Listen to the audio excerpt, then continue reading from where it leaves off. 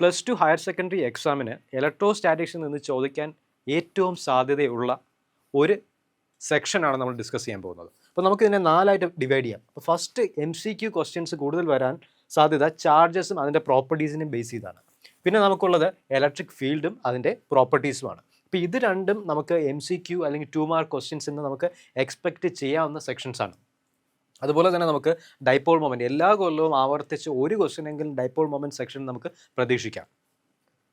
പിന്നെയുള്ള Gauss's law അത് compulsory question ആണ്. അപ്പോൾ നമുക്ക് ഈ 4 സെക്ഷനിൽ നമുക്ക് ബ്രീഫായിട്ടൊന്ന് ഡിസ്കസ് ചെയ്യാം. അപ്പോൾ ഫസ്റ്റ് നമുക്ക് നോക്കേണ്ടത് ചാർജസ് ആണ്. ചാർജസിൻ്റെ MCQ നമുക്ക് എക്സ്പെക്ട് ചെയ്യാൻ പറ്റുന്ന ക്വസ്റ്റ്യൻ മാക്സിമം വരിക ഈ ഒരു ഐഡിയ ബേസാണ്, ക്വാണ്ടൈസേഷൻ ഓഫ് ചാർജസ്. അതായത് നമുക്കൊരു നെറ്റ് ചാർജിനെ n ടൈംസ് E ആയിട്ട് എക്സ്പ്രസ് ചെയ്യാം. E എന്ന് പറഞ്ഞു കഴിഞ്ഞാൽ നമ്മൾ coulombic charge 1.6 × 10⁻⁻19 coulomb. Here n always takes integer values. അപ്പോൾ പോസിറ്റീവ് ആവാൻ നെഗറ്റീവ് ആവും. ചാർജ് നെഗറ്റീവ് ആണെങ്കിൽ n വാല്യൂ നമ്മൾ ചാർജിൻ്റെ മാഗ്നിറ്റ്യൂഡ് ഇടുന്നു, പിന്നെ n വാല്യൂ നെഗറ്റീവ് ആവുന്നു. അതുകൊണ്ട് എപ്പോഴും ഈ n വാല്യൂ ഫ്രാക്ഷൻ ആവാൻ പാടില്ല, ഒൺലി ഇൻഡിജേഴ്സ്. അപ്പോൾ നമുക്ക് അതിൻ്റെ ജസ്റ്റ് ഒരു പ്രോബ്ലം ഡിസ്കസ് ചെയ്ത് നോക്കാം. The number of charges in 1 കൂളൂംബ്, ഒരു കൂളൂംബിൽ എത്ര ചാർജസ് ഉണ്ട്. അപ്പോൾ നമ്മൾ ഈ ഡയറക്റ്റ് എണ്ണം ചോദിച്ചുള്ള ക്വസ്റ്റ്യൻ ആകുമ്പോഴേക്കും നമ്മൾ ഡയറക്റ്റ് ഈ ഒരു റിലേഷൻ നമുക്ക് ഓർക്കാം. Q = NE എന്ന് പറയുന്നത് നമുക്ക് എഴുതാം. ഇതിൽ നമുക്ക് കണ്ടുപിടിക്കേണ്ടത് നമ്പർ ഓഫ് ചാർജസ് n ആണ് കാണേണ്ടത്. Q ഓൾറെഡി തന്നിട്ടുണ്ട് 1 കൂളൂംബ്. അപ്പോൾ നമുക്ക് ആ 1 വാല്യൂ ഇടാം.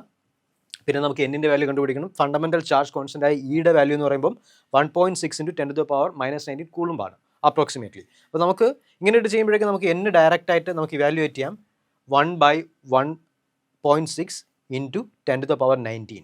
അപ്പോൾ ഇത് നമ്മൾ ചെയ്തു വരുമ്പോഴേക്കും ഏകദേശം നമുക്ക് 6.25 × 10⁻18 എന്ന് കിട്ടും. അപ്പം 6.25 × 10⁻18 ഇലക്ട്രോൺസ് ആണ് 1 കൂളൂംബിലുള്ളത്. ഇനി നമുക്ക് ഫീൽഡിൻ്റെ പ്രോപ്പർട്ടീസ് നോക്കാം. ഇപ്പോൾ ഫീൽഡിൻ്റെ പ്രോപ്പർട്ടീസായിട്ട് നമുക്ക് ഏറ്റവും ഇമ്പോർട്ടൻ്റ് ആയിട്ടുള്ള പ്രോപ്പർട്ടി എന്ന് പറഞ്ഞു കഴിഞ്ഞാൽ, അപ്പോൾ നമുക്ക് ആദ്യം പ്രോപ്പർട്ടീസ് ഡിസ്കസ് ചെയ്യുന്നതിന് മുമ്പ് നമുക്ക് ചാർജസിനെ കുറിച്ച് നോക്കാം. അപ്പോൾ നമുക്ക് 2 ടൈപ്പ് ചാർജസ് ഉണ്ട്. Positive charge. പോസിറ്റീവ് ചാർജിൽ നമ്മൾ യൂഷ്വലി ഫീൽഡ് റെപ്രസെൻ്റ് ചെയ്യുക സ്ട്രെയിറ്റ് ലൈൻ ആയിട്ടാണ്. Straight line that is pointing outwards. അപ്പോൾ എല്ലാ ഡയറക്ഷനിലും യൂണിഫോം ആയിട്ട് നമുക്ക് ആരോസ് പോകും. അതിനൊരു സ്പെറിക്കൽ സിമെട്രി ഉണ്ടെന്ന് നമ്മൾ പറയും. അപ്പോൾ അതുപോലെ തന്നെ നമുക്ക് നെഗറ്റീവ് ചാർജ് ഉണ്ട്. നെഗറ്റീവ് ചാർജിനെ സംബന്ധിച്ചിടത്തോളം ഫീൽഡുകളെല്ലാം റേഡിയലി ഉള്ളിലോട്ട് വരും, യൂണിഫോം ആയിട്ട് ഉള്ളിലോട്ട് വരും. ഇതിനും ഒരു സ്പെറിക്കൽ ജോമെട്രിയാണുള്ളത്. അപ്പോൾ നമ്മൾ ഇതിൻ്റെ സിഗ്നേച്ചർ പറയുകയാണെങ്കിൽ ഇതിൻ്റെ ഫീൽഡിൻ്റെ സിഗ്നേച്ചർ റേഡിയലി ഔട്ടാണ്. ഓക്കെ, നമുക്ക് നെഗറ്റീവ് ചാർജ് വരുമ്പോഴേ നേരെ വിപരീതമായിട്ട് റേഡിയലി ഇൻവേർട്സ്. അപ്പോൾ ഇതാണ് ഈ 2 പോസിറ്റീവിൻ്റെയും നെഗറ്റീവ് ചാർജിൻ്റെയും സെപ്പറേറ്റ് ആയിട്ടുള്ള ഫീൽഡ്.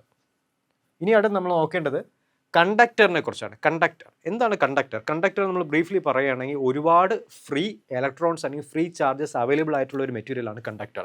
ആ കണ്ടക്ടറിലോട്ട് ഞാൻ ചാർജ് അപ്ലൈ ചെയ്യണം. ഫോർ എക്സാമ്പിൾ ഞാൻ പോസിറ്റീവ് ചാർജ് സപ്ലൈ ചെയ്യണം. പോസിറ്റീവ് ചാർജ് സപ്ലൈ ചെയ്യണമെങ്കിൽ അത് ഈ കണ്ടക്ടറിന് ത്രൂ ഔട്ടായിട്ട് യൂണിഫോം ആയിട്ട് ഡിസ്ട്രിബ്യൂട്ട് ആവും. കുറച്ച് instantaneously the charges distribute uniformly only on the surface. അപ്പോൾ ഈ ചാർജസ് ഇതിൻ്റെ അകത്തോട്ട് പോകുന്നില്ല, സർഫസിൽ മാത്രം യൂണിഫോം ആയിട്ട് ഡിസ്ട്രിബ്യൂട്ട് ചെയ്യുന്നു. അപ്പം നമ്മൾ ചാർജസ് ഇങ്ങനെ ഡിസ്ട്രിബ്യൂട്ട് ചെയ്ത് കഴിയുമ്പോഴേക്കും നമുക്ക് ഓരോ ചാർജിൽ നിന്നും ഇലക്ട്രിക് ഫീൽഡ് ജനറേറ്റ് ആവും. അപ്പോൾ ഈ ഇലക്ട്രിക് ഫീൽഡിൻ്റെ പ്രോപ്പർട്ടി നമ്മൾ കണ്ടുപിടിക്കാൻ ഒരു നോൺ യൂണിഫോം ഷേപ്പുള്ള ഒരു കണ്ടക്ടറാണെങ്കിൽ നമ്മൾ ചെറിയൊരു ഏരിയ എടുക്കുന്നു. ആ ഏരിയയിലുള്ള ചാർജസ് ഒരു ഇലക്ട്രിക് ഫീൽഡ് പ്രൊഡ്യൂസ് ചെയ്യും. ആ ഇലക്ട്രിക് ഫീൽഡ് എപ്പോഴും പെർപെൻഡിക്കുലർ ആയിരിക്കും ആ സ്മോൾ ഏരിയയിൽ.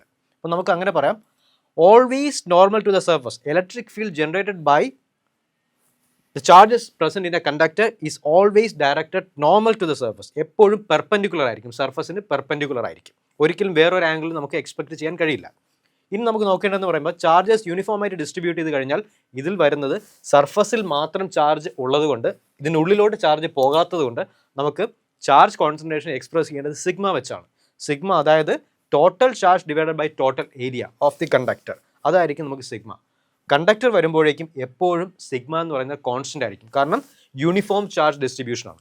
ഒരു സ്മൂത്ത് ആയിട്ടുള്ള കണ്ടക്ടർ എടുത്താൽ എപ്പോഴും സിഗ്മ വാല്യൂ, അതായത് ഏരിയ ബേസ് ചാർജ് ഡെൻസിറ്റി എപ്പോഴും കോൺസ്റ്റൻ്റ് ആയിരിക്കും. ഇതാണ് നമ്മൾ കണ്ടക്ടറിനെ ബേസ് ചെയ്ത് നമ്മൾ അറിയേണ്ട പ്രോപ്പർട്ടി. ഇനി നമുക്ക് നോക്കേണ്ടത് ഫീൽഡ് ലൈൻസിൻ്റെ വേറെ ഒരു ഇൻട്രസ്റ്റിംഗ് പ്രോപ്പർട്ടിയാണ്. ഇതിനെ ബേസ് ചെയ്ത് യൂഷ്വലി 2 മാർക്ക് ക്വസ്റ്റ്യൻസ് വരാറുണ്ട്. 2 field lines never intersect why. അപ്പോൾ അതിനെ നമ്മൾ പറയുന്നത് ഇതൊരു ഫീൽഡ് ലൈനാണ്, ഒരു റാൻഡം ആയിട്ടുള്ള ഒരു ഫീൽഡ് ലൈനാണ്. ആ ഫീൽഡ് ലൈനിൽ ഒരു പോയിന്റ് ഞാൻ കൺസിഡർ ചെയ്യണം. ആ പോയിന്റിൻ്റെ ടാൻജൻറ്റ്, ആ പോയിന്റിനെ ബേസ് ചെയ്ത് ആ ഫീൽഡ് ലൈനിൽ ഒരു ടാൻജൻറ്റ് വരച്ചാൽ അതായിരിക്കും ആ പോയിന്റിൽ ആ ഒരു പോയിന്റിലുള്ള ഫീൽഡിൻ്റെ ഡയറക്ഷൻ. അപ്പോൾ അതുപോലെ തന്നെ നമുക്ക് വേറൊരു ഫീൽഡ്, ഒരു റാൻഡം ഫീൽഡും കൂടെ കൺസിഡർ ചെയ്യാം. ആ ഫീൽഡിൽ നമ്മൾ ഒരു പോയിന്റ് എടുക്കുകയാണ്. ആ പോയിന്റിൽ നമ്മളൊരു ടാൻജൻറ്റ് വരച്ചാൽ ആ പോയിന്റിനെ ബേസ് ചെയ്തുള്ള ഫീൽഡിൻ്റെ ഡയറക്ഷൻ ആ ടാൻജൻറ്റ് തരും. അപ്പോൾ നമുക്ക് ഒന്ന് അസ്യൂം ചെയ്യാം, ഈ ഫീൽഡിനെ എടുത്ത് നമ്മൾ ഈ ഒരു ഫീൽഡിൻ്റെ ഈ രണ്ട് ഫീൽഡും തമ്മിൽ ഇൻ്റർസെക്റ്റ് ചെയ്യുകയാണെന്ന് വിചാരിക്കുക. ഈ പോയിന്റും രണ്ടും കോയിൻസൈഡ് ചെയ്യുകയാണെന്ന് വിചാരിക്കുക. അങ്ങനെ വരുമ്പോഴേക്കും നമുക്ക് ഒരു പോയിന്റിൽ രണ്ട് ഡയറക്ഷൻ കിട്ടും. അപ്പം നമുക്ക് ഒരു പോയിന്റിൽ ഒരിക്കലും രണ്ട് ഡയറക്ഷൻ വരാൻ പാടില്ല. അതുകൊണ്ട് നമുക്ക് എപ്പോഴും പറയാം രണ്ട് ഫീൽഡ് ലൈൻ ഒരിക്കലും ക്രോസ് ചെയ്യില്ല. So impossible for a field to have different directions at a point. അപ്പോൾ ക്രോസ് ചെയ്യുകയാണെങ്കിൽ ഒരു പോയിന്റിന് ഡിഫറെൻറ്റ് ഡയറക്ഷൻസ് വരും, അത് ഫിസിക്കലി ഇമ്പോസിബിൾ ആണ്. അതുകൊണ്ട് നമുക്ക് ഓരോ പോയിന്റിനും ഓരോ ടാൻജൻറ്റ്, യുണീക്ക് ആയിട്ടുള്ള ടാൻജൻറ്റ് വരയ്ക്കാൻ പറ്റണം. അതുകൊണ്ട് ഫീൽഡ് ലൈൻസ് നെവർ ഇൻ്റർസെക്റ്റ്. നമുക്കിനി അടുത്ത് ജസ്റ്റ് ഒരു പ്രോബ്ലം ഡിസ്കസ് ചെയ്ത് നോക്കാം. How many electrons constitute an electric charge of -16 മൈക്രോകൂളുംബ്. അപ്പോൾ -16 മൈക്രോകൂളുംബിൽ എത്ര ഇലക്ട്രോൺസ് ഉണ്ടാവുമെന്നാണ് ചോദ്യം. അപ്പോൾ നമുക്ക് ഓപ്ഷൻസ് ആയിട്ട് 10⁻13, 14, 12 and 15. അപ്പോൾ നമുക്ക് ഓപ്ഷൻസ് നോക്കുമ്പോഴേക്കും ഓപ്ഷൻസിലെല്ലാം ന്യൂമറിക്കൽ വാല്യൂ ഇല്ല, ജസ്റ്റ് പവേഴ്സാണ്. അപ്പോൾ നമുക്ക് ജസ്റ്റ് പവേഴ്സിൻ്റെ കമ്പാരിസൺ മാത്രം ചെയ്താൽ മതിയാവും. അപ്പോൾ നമുക്കറിയാം നമ്പർ ചോദിച്ചിട്ടുണ്ട് ഉള്ളതുകൊണ്ട് നമുക്ക് ക്വാണ്ടൈസേഷൻ റൂൾ എന്തായാലും അപ്ലൈ ചെയ്യണം. അപ്പോൾ നമുക്ക് ക്വാണ്ടൈസേഷൻ്റെ ഫോർമുല എഴുതാം, Q = NE. അപ്പോൾ Q = NE എഴുതും. നമുക്ക് എന്താണ് തന്നിട്ടുള്ളത്? Q ആണ് തന്നിട്ടുള്ളത്, ചാർജ് ഓഫ് 16 മൈക്രോകൂളും. അപ്പോൾ 16 മൈക്രോകൂളുംബിൽ നമുക്ക് 16 × 10⁻⁻6 ഇടാം, ഈക്വൽസ് N ടൈംസ് E. ഇയുടെ വാല്യൂ 1.6 × 10⁻19. ഇനി നമുക്ക് റീഅറേഞ്ച് ചെയ്ത് എന്നിൻ്റെ വാല്യൂ കണ്ടുപിടിക്കാം. 16 / 1.6, അതായത് നമുക്ക് 10 എന്ന് കിട്ടും, ഇൻറ്റു ദ 10⁻⁻6 ഇൻറ്റു 10⁻19. ഇത് ചെയ്യുമ്പോഴേക്കും നമുക്ക് ഓൾമോസ്റ്റ് 10⁻14 എന്ന് കിട്ടും. അപ്പോൾ നമുക്ക് കറക്റ്റായിട്ട് ആൻസർ ഓപ്ഷനിൽ B ആണ്. പിന്നെ നമുക്ക് നോക്കേണ്ടത് വേറൊരു പ്രോബ്ലം കൂടെ നോക്കാം, ക്വാണ്ടൈസേഷൻ ബേസ് ചെയ്തുള്ള. ഇത് വളരെ സ്റ്റാൻഡേർഡ് ആയിട്ടുള്ള ഒരു ക്വസ്റ്റ്യൻ ആണ്. What is the charge of 1 mole electron? 1 mole ഇലക്ട്രോണിൻ്റെ ചാർജ് എത്രയെന്നാണ് ചോദിച്ചിരിക്കുന്നത്. അപ്പോൾ ഇതിൽ നമുക്ക് നമ്പർ ഡയറക്റ്റായിട്ട് പറഞ്ഞിട്ടില്ല, ഇൻഡയറക്റ്റ് ആയിട്ടാണ് സ്പെസിഫൈ ചെയ്യുന്നത്. അപ്പോൾ നമുക്ക് ഇതിലെ നമ്പർ എന്ന് പറഞ്ഞു കഴിഞ്ഞാൽ 1 മോളാണ്. 1 മോൾ എന്ന് പറയുമ്പോൾ എത്ര ചാർജാണ്? 6.022 × 10⁻23. ഓക്കെ, അപ്പോൾ ഇത്രയും നമ്പർ ഓഫ് ഇലക്ട്രോൺസിൻ്റെ ചാർജാണ് നമുക്ക് കാണേണ്ടത്. അപ്പോൾ നമുക്ക് Q = NEയിൽ എന്നിൻ്റെ വാല്യൂ ആയിട്ട് 1 മോളിൻ്റെ കറസ്പോണ്ടിങ് ആയിട്ടുള്ള ഈ വാല്യൂ സബ്സ്റ്റിറ്റ്യൂട്ട് ചെയ്യാം. അപ്പോൾ നമുക്ക് Q = 6.02 × 10⁻23 ടൈംസ് 1.6 × 10⁻19. അപ്പോൾ ഇത് നമ്മൾ ചെയ്തെഴുതാം, അല്ലെങ്കിൽ നമുക്ക് ഇതിനെ ഒന്ന് കമ്പയർ ചെയ്യാം. അപ്പോൾ ഇതിൽ പവർ നമ്മൾ ഫസ്റ്റ് പവർ കമ്പയർ ചെയ്യും. ഇതിൽ നമുക്ക് ഓപ്ഷൻസ് ആയിട്ടുള്ളതിൽ എല്ലാവർക്കും ഇതിൽ 10⁻4 ആണ്, ഇത് 10⁻5 ആണ് ഓർഡർ, 10⁻3 ആണ് ഓർഡർ, ഇതിൽ 10�4 ആണ് ഓർഡർ. അപ്പം നമുക്ക് ഇതിൽ ഓർഡർ കമ്പയർ ചെയ്യുമ്പോഴേക്കും 10⁻23, 10⁻−19. അപ്പം നമുക്ക് കിട്ടുന്ന പവർ 10⁻4 ആണ്.